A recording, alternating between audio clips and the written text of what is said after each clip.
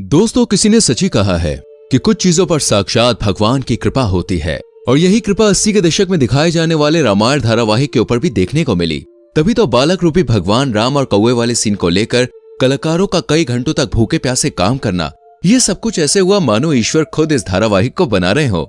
लेकिन ये सब हुआ कैसे और किस तरह इस धारावाहिक को शूट करने के दौरान कलाकारों ने वो चमत्कार अनुभव किए जिसकी कल्पना कर पाना भी असंभव लगता है। 78 एपिसोड्स के रामायण धारावाहिक में दोस्तों ऐसी बहुत सी घटनाएं घटी हैं जिनके बारे में जानकर आपके भी होश उड़ जाएंगे।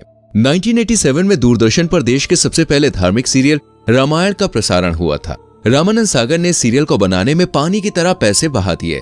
बहुत ही कम लोग ये बात जानते हैं कि सुपर डुपर हिट होने वाले रामायण धारावाहिक को सूचना और प्रसारण मंत्रालय से कई बार रिजेक्शन का सामना भी करना पड़ा, जिसके चक्कर में रामानंद सागर ने कितनी ही बार सरकारी दफ्तरों के चक्कर भी लगाए, तब जाकर रामायण को प्रसारित करने की इजाजत मिली थी।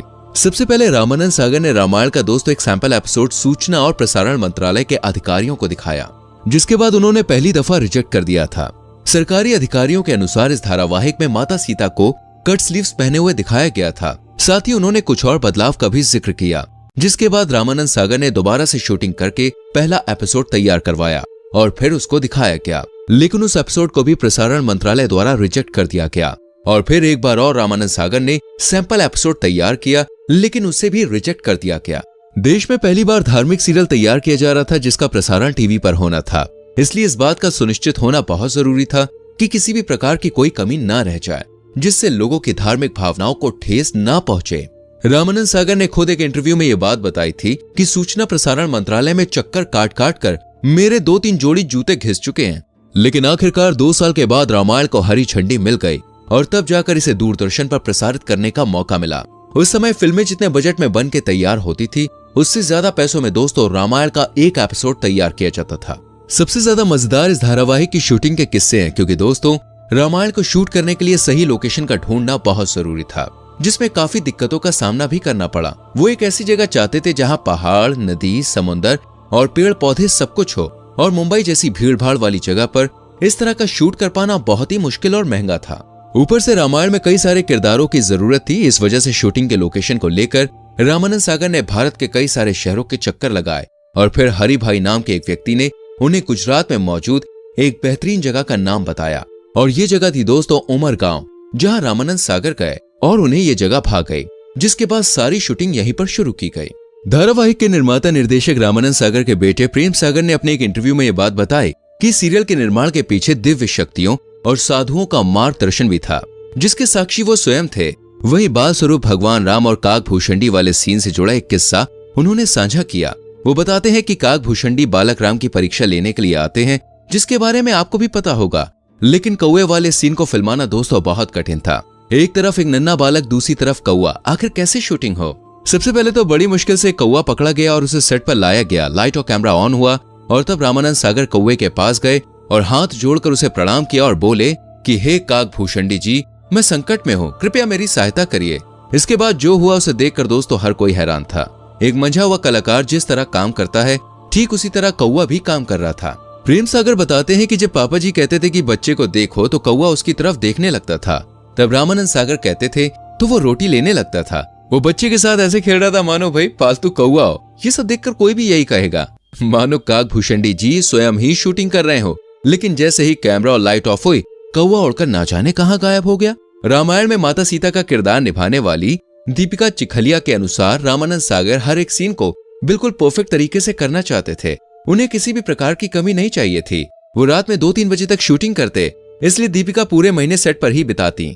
उनका मुंबई आना जाना भी नहीं हो पाता था। और आपको बता दें, जब रामायण की शूटिंग हुई तो उस टाइम दीपिका की उम्र सिर्फ 15 साल थी, और जब उन्हें ये रोल ऑफर हुआ तो उन्हें इस बात का बिल्कुल भी अंदाजा नहीं था कि ये सीरियल इतिहास रचने वाला है। दीपिका ने अपने एक इंटरव्यू में ये बात बताई कि सीता का किरदार करने के बाद उन्होंने कभी भी छोटी ड्रेस पहनी ही नहीं। दोस्तों रामायण में काम करने वाले हर एक किरदार को लोग बिल्कुल असली समझते थे। भगवान राम का किरदार निभाने वाले अरुण गोविल को देखकर लोगों को ऐसा लगता कि जैसे भगवान राम आ गए हो। वो जहाँ कहीं भी जाते लोग इनके पैरों पर गिर जाते। यहाँ तक कि आज भी अरुण गोविल को लोग भगवान राम कह के ही बुलाते हैं।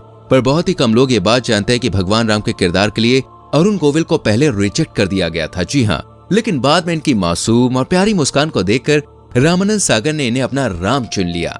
वैसे अरुण गोविल से जुड़ा हुआ एक बहुत ही इंटरेस्टिंग किस्सा है, वो ये है कि जब भरत के द्वारा भगवान राम को ये सूचना मिलती है कि राजा दशरथ नहीं रहे, तो उस समय कैसा एक्सप्रेशन देना चाहिए ये तय कर पाना अरुण साहब के लिए बहुत मुश्किल था, क्योंकि वो एक भगवान का किरदार अदा कर रहे थे और भगवान रो नहीं सकते और चेहरे पर उदासी का भाव लाने नहीं देना था, क्योंकि भगवान राम को पहचाना ही उनकी सादगी और हर परिस्थिति में स्थिर रहने के कारण जाता था। इसलिए ये सीन अरुण जी के लिए बहुत ही चैलेंजिंग था, लेकिन बाद में उन्हें इस सीन के लिए खूब तारीफें भी मिली। यहाँ तक कि भगवान राम की आंखों में आंसू देखकर जनता के भी आंसू छलक पड़े। लोग ये महसूस कर पा रहे थे कि पिता के जाने का गम भगवान राम को कितना हुआ है। भगवान राम के परम भक्त हनुमान जी का किरदार निभाने वाले दारा सिंह जी को भला कौन भूल सकता है। उन्होंने पर्दे पर इस किरदार को दोस्तों एकदम जीवंत बना दिया। लेकिन बहुत ही कम लोग ये बात जानते हैं कि जब रामानंद सागर ने उन्हें ये रोल ऑफर किया तो उन्होंने इसे करने से साफ मना कर दिया था, क्योंकि उस समय दारा सिंह 60 साल के हो गए थे। इसलिए अपनी उम्र का हवाला देकर उन्होंने काम करने से इनकार कर दिया। पर जब रामानंद सागर जी ने काम करने के लिए जिद करी, तब जाकर उन्होंने हनुमान जी का किरदार निभाने के लिए हाँ कह दिया, क्योंकि रामानंद सागर जानते थे कि अगर इस आइकॉनिक किरदार को कोई बलशाली इंसान कर सकता है तो वो सिर्फ दारा सिंह ही है। और इस किरदार को निभाने के लिए दारा सिंह ने अपनी श्रद्धा से चिकन मटन जैसी सभी चीजों को त्यागने की शपथ ली थी। दारा सिंह हनुमान जी के बहुत बड़े भक्त थे, इसलिए उन्होंने ये कहा था कि जब तक वो शूटिंग पूरी नहीं कर लेते तब तक वो चिकन मटन को हाथ भी नहीं लगाएंगे। और दोस्तों, नटखट लेकिन तेज लक्ष्मण का किरदार निभाने वाले सुनील नेहरी को भी लोगों ने खूब पसंद किया। अपनी शूटिंग के दिनों को याद करते हुए वो कहते हैं कि जब रामायण की शूटिंग शुरू होती थी तो कई सारे कलाकार पानी पीना तक छोड़ देते थे और वो 5-6 घंटे तक पानी नहीं पीते थे, क्योंकि रामायण की शूटिंग के समय आज जितनी सुविधाएं नहीं थी। सेट पर वॉशरूम की काफी दिक्कतें थी, जिसकी वजह से लोग पानी तक नहीं पीते थे, क्योंकि अगर पानी पिएंगे तो टॉयलेट जाना पड़ेगा और गांव में ऐसी कोई भी सुविधा नहीं थी। इसलिए लोग पूरे फोकस के साथ सिर्फ और सिर्फ शूटिंग पर ध्यान देते। कई दिनों तक लोग अपने घरों पर बात भी नहीं कर पाते थे। इसके बारे में बताते हुए सुनील लहरी कहते हैं कि उन दिनों हम शहर से बाहर शूटिंग कर रहे थे, जहां पर किसी भी प्रकार के फोन बूथ का इंतजाम नहीं था। वहीं से कुछ दूरी पर टेलीफोन की सुविधा थी, जहां पर लोग जाकर अपने घर वालों से बात करने के लिए घंटों तक लाइन लगाकर खड़े रहते थे। वैसे तो रामायण की शूटिंग के दिनों के दोस्तों कई किस्से चर्चित हैं, लेकिन उनमें से एक किस्सा सुग्रीव के रोल को लेकर है। असल में रामायण में सारी कास्टिंग हो चुकी थी, लेकिन रामानंद सागर सुग्रीव के किरदार को लेकर काफी चिंतित थे। उन्हें इस रोल के लिए कोई बेहतरीन कलाकार मिल ही नहीं रहा था और इस परेशानी में वो एक दिन भगवान राम का नाम लेकर सोए और फिर सुबह बहुत ही गजब का चमत्कार हुआ। अगले ही दिन इंदौर से एक अच्छी पर्सनैलिटी का पहलवान आया, जिसे तुरंत ही सुग्रीव के रोल के लिए सेलेक्ट कर लिया गया। और ये रोल निभाने वाला कोई और नहीं बल्कि दोस्तों श्याम सुंदर थे, जिनका हाल ही में निधन हुआ है। और इस तरह के कई सारे किस्से रामायण की शूटिंग के दौरान हुए, जिन्होंने इस धारावाहिक को दोस्तों हमेशा हमेशा के लिए अमर करके सबके दिलों में बसा दिया। ये धारावाहिक आज भी बहुत ही खास और नायाब है और 100 साल बाद भी जब लोग इसे देखेंगे ना तो ये उतना ही अच्छा लगेगा, कमाल का लगेगा कि सबके दिलों में उतर जाएगा। बाकी सीरियल के बारे में आपका क्या ख्याल है, हमें कमेंट करके जरूर बताना। वीडियो को लाइक और शेयर करना। आने वाली वीडियोस को देखने के लिए चैनल को सब्सक्राइब करके बेल आइकन प्रेस करें, जिससे आने वाली वीडियोस आपसे मिस ना हो। गाइस, मिलते हैं अगली वीडियो में। अपना बहुत ख्याल रखें। Bye bye, take care.